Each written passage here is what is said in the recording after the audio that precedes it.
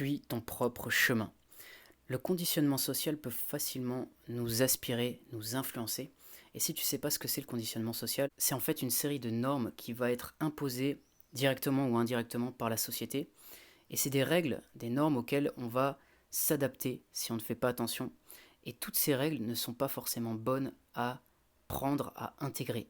Par exemple, tu vas avoir des règles comme le fait de respecter nos aînés, ça c'est quelque chose qui est intéressant, c'est quelque chose de positif. Il faut respecter les gens qui ont plus d'expérience que toi, qui ont plus d'âge que toi, c'est du respect. Après, tu vas avoir d'autres règles du conditionnement social qui vont être par exemple la surconsommation.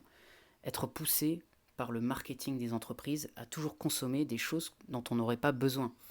Et si vraiment tu te laisses influencer par la publicité, tu vas vouloir des choses dont tu n'as pas besoin, tu vas vouloir te complaire à des standards qui ne sont pas vraiment les tiens, c'est les standards de la société, et ça peut rendre des gens malheureux. Par exemple, si on parle du physique, il y a certaines personnes, les magazines, certaines femmes qui vont vouloir se complaire par rapport aux magazines, qui vont vouloir peut-être faire tel ou tel poids alors qu'elles sont bien comme elles sont.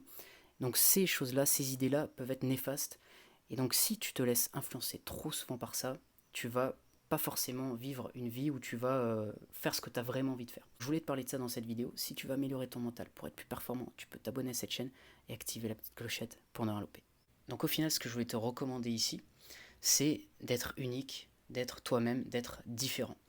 Notamment si ça va à l'encontre du conditionnement social, des règles, des normes de la société, de la majorité.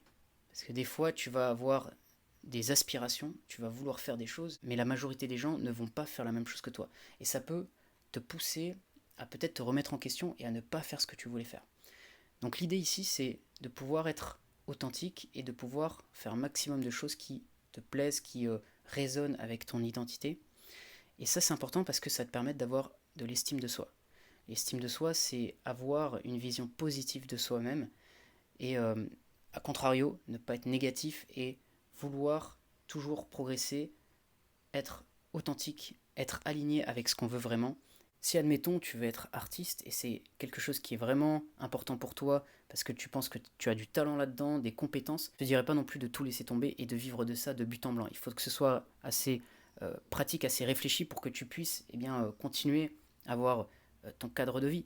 Mais je te dirais surtout de faire ça pendant ton temps libre et de vraiment exploiter ce désir d'être artiste et de vouloir faire ce que tu as vraiment envie de faire.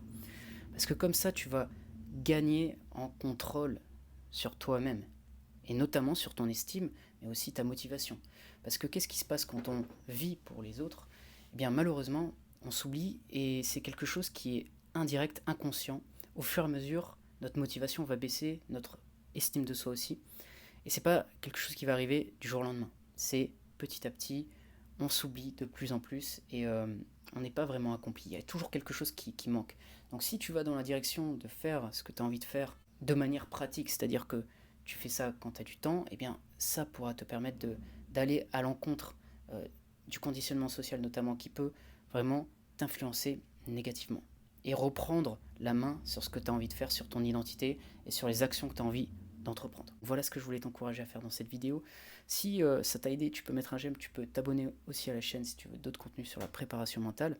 Et si tu veux faire une préparation mentale personnalisée pour atteindre facilement les états mentaux qui vont te permettre d'être performant, performante au jour le jour, tu peux me contacter, il y a mon email dans la description. Je te dis à bientôt pour une prochaine vidéo.